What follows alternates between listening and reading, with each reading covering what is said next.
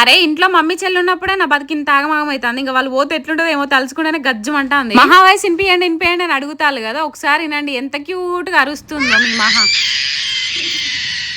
ఎందుకు ఇంతగానో అర్థం తెలుసా వాళ్ళు. ఇలా బ్రేక్ఫాస్ట్ అయితే బ్రెడ్ ఆమ్లెట్ చేసిన అనమాట. లాస్ట్ కి 2 మిగిలినాయి, మహా నేనే మిగిలినాము. నా వంతు కూడా మహాకే ఇచ్చిన, కానీ ఇంకొకటి కావాలంట. మాకు ఎక్కడి నుంచి తీసుకురాని చెప్పు. అయిపోయినా 2 వేసి ఇచ్చిన, ఇంకొకటి వేసి ఏమంటే వేసి ఎట్లేనని అలుగుతాను. ఇక మా చెల్ల ప్లేట్లకు వెళ్ళి కూడా గుంజుకొని తింటాను ఆఖరికి. ఇక బ్రేక్ఫాస్ట్ చేసినాకనైతే ఫ్రెష్ అప్ అయితే చిన్నోనికి అయితే కడుపు నిండా పాలిచ్చి వాడిని పడుకోబెట్టేసి అయితే చిన్న పని ఉంటే బయటకు వచ్చినాం. మేము బయటకు వెళ్తున్నామని షాప్ లోనైతే చెల్లెని కూర్చోబెట్టినాం. ఇంతక పని ఏంటంటే ఒక చిన్న బ్యాంక్ పని ఉండే అనమాట. పెద్ద పెంట అవుతుంది నాకు ఆ పనితో అయితే. అదేందనేది అప్కమింగ్ వీడియోస్ లో అయితే మీతో షేర్ చేసుకుంటా. కానీ పైన పని అయితే కాలేదు, అది అక్కడ నుంచి అయితే వేరే దగ్గర షిఫ్ట్ చేసిల్లంట బ్యాంక్. అందుకే ఇంకా షాప్ కి వెళ్ళి కొన్ని కావాల్సిన షాప్ నుంచి తీసుకొని అయితే మళ్ళీ ఇంటికి అయితే వచ్చేసినాము. ఇంకా చెల్లని తీసేసుకొని. సంగం డైరీలో కర్డ్ అయితే చాలా బాగుంటది. ఎవరైనా కంపల్సరీ ఒకసారి అయితే టేస్ట్ చేయండి, మీకైతే ఖచ్చితంగా నచ్చిద్ది. మేమైతే పెద్ద బకెటే తీసుకొచ్చుకున్నాం. పెరుగు బకెటే లేపెత్తాను మా చెల్లె నేను కలిపి. నేను నచ్చేసరికి అయితే ఇంకా చిన్నోడైతే లేవలేదు, పడుకున్నాడు కదా ఎట్లాగన్నట్టు ఇంకా మేమైతే లంచ్ కూడా చేసేసినాము. భగత్ బాబు అయితే బయట నుంచి అయితే ఈ రోజు అయితే స్నాక్స్ గా సమోసా అయితే తీసుకొని వచ్చిండు. అదేందో వాళ్ళకి ఆయిల్ ఫుడ్ ఎండాకాలం అస్సలు తినాలనిపించదు. వర్షాకాలం ఉన్న ఇంకా చలికాలమే మంచిగా అనిపిస్తాయి. ఎండాకాలం అయితే చల్లగా జ్యూస్ పడితేనే